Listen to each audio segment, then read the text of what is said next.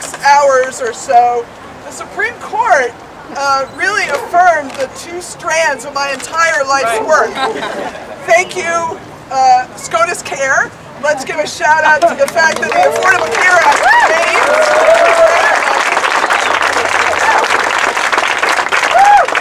that doesn't generally happen to have those two things in, 24 hours happen. So I was thinking about connections and the connections that we all have with each other and what we have been able to do. Every phone call you made to anybody on any of the issues that we've talked about led to this day. Every door you knocked, every vote you made, every dollar you gave, every time you ran for office, thank you, contributed. Every time you came out of the closet to somebody and said, yeah, I'm gay or lesbian or bisexual or transgendered and this matters to me. Or you said, I'm straight and this matters to my friends and my families and my neighbors. So I got a text message today from Josh Fenton. Josh was Senator John Chafee's staff person. And he said, your lobbying influenced me. I helped to brief Chafee. Chafee voted against Robert Bork in 1987. Kennedy replaced Bork, and Kennedy wrote the decision.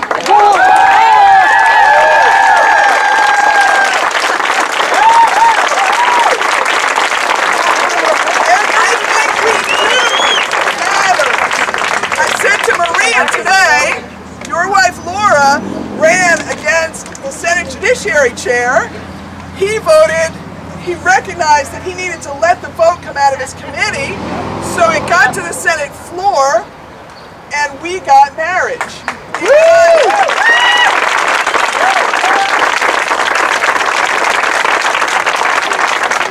So when you think about the connections, today, President Obama, I haven't heard any of this yet, I'm going to go home and listen. President Obama spoke about this case in the morning, and then he went to South Carolina to speak at Clementa Pinckney's funeral.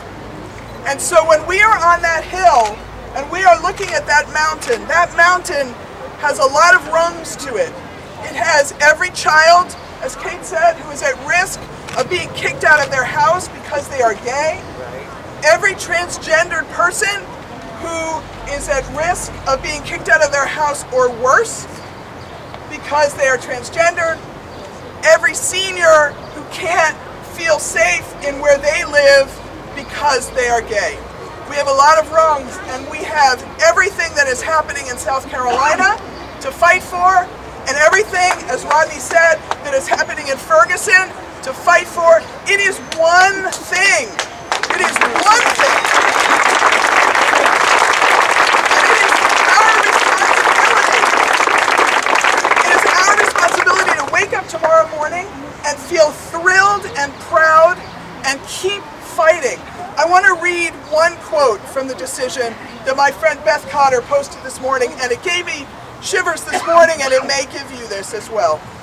The nature of injustice is that we may not always see it in our own times.